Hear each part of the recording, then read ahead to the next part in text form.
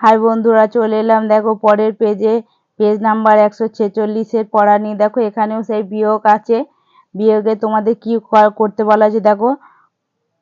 কমতে কমতে আর একটি না থাকলে শূন্য শূন্য হয়ে যায়, শিক্ষার্থীর শূন্য ধারণা নির্মাণ হবে।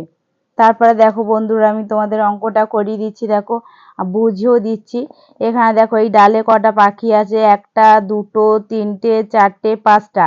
পাঁচটা, তাহলে একটা উড়ে গেল, একটা উড়ে গেলে কটা পাখি থাকে, একটা দুটো তিনটে চারটে, তাই এখানে 4 লিখতে হবে। দেখো আমি লিখে দিয়েছি, অলরেডি আমি লিখে রেখেছি। কারণ দেখো পড়ার ভিডিওটা বড় হয়ে গেলে অনেকেই পছন্দ করে না অত বড় ভিডিও দেখতে, তাই শর্ট করার জন্য আমি আগে থেকে তোমাদের অঙ্কটা করে দিয়েছি। এখন আমি তোমাদের বুঝিয়ে দিচ্ছি দেখো।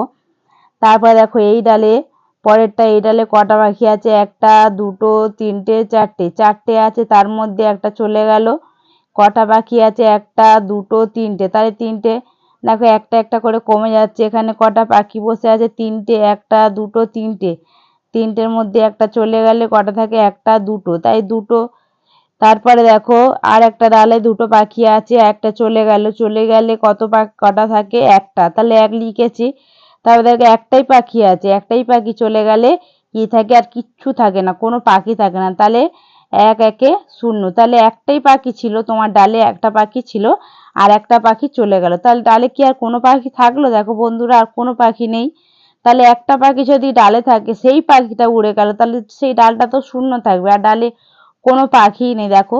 তাই বোঝাচ্ছে, তাহলে একটা ছিল, একটা থেকে একটাই চলে গেলে তাহলে কোনো কিছুই থাকে না, তার জন্য শূন্য বসানো হয়েছে।